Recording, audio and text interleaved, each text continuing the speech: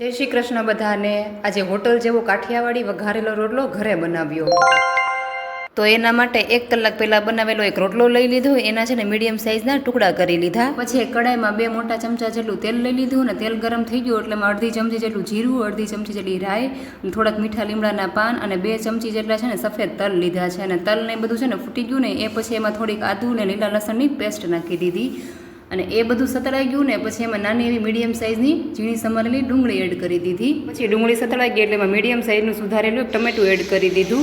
હવે ટમેટું સતળાઈ ગયું અને એમાંથી તેલ પણ છૂટું પડી ગયું હતું એટલે હવે એમાં છે ને ઘરના આપણે બેઝિક મસાલા એડ કરવાના હતા। એટલે અડધી ચમચી જેટલી હળદર લીધી હતી અને 1 ચમચી જેટલું ધાણા જીરું પાવડર લીધું હતું અને 2 ચમચી જેટલું છે ને મેં કાશ્મીરી લાલ મરચું પાવડર વાપર્યું હતું એટલે દેખાવમાં પણ સરસ લાગે। ને એ બધા મસાલા જે શેકાઈ ગયા ને એ પછી એમાં મેં 1 થી 1.5 ગ્લાસ જેટલી છે ને ખાટી અને ઘાટી છે ને ઘરની છાશ એડ કરી દીધી।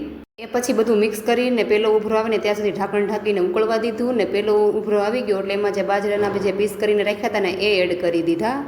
એ પછી બધું મિક્સ કરીને મેં છે ને અહીં અડધી ચમચી જેટલી ખાંડ એડ કરી છે અને આ છે ને બિલકુલ ઓપ્શનલ છે। જો ખાટો મીઠો ટેસ્ટ ગમે ને તો નાખવી, નહીં તો ન નાખો ને તો પણ જો ચાલે। એ પછી જો સરસ મજાનો છે ને ઘાટો રસો થઈ ગયો તો એટલે ઉપરથી છે ને સરસ મજાના છે ને ધાણા એડ કરી દીધા। તો તૈયાર થઈ ગયો તો આપણો સરસ મજાનો કાઠિયાવાડી ઢાબા સ્ટાઇલ વઘારેલો રોટલો। રેસીપી ગમી હોય તો લાઈક, શેર અને સબસ્ક્રાઈબ। મળી આવતીકાલના એક નવા વિડીયોમાં।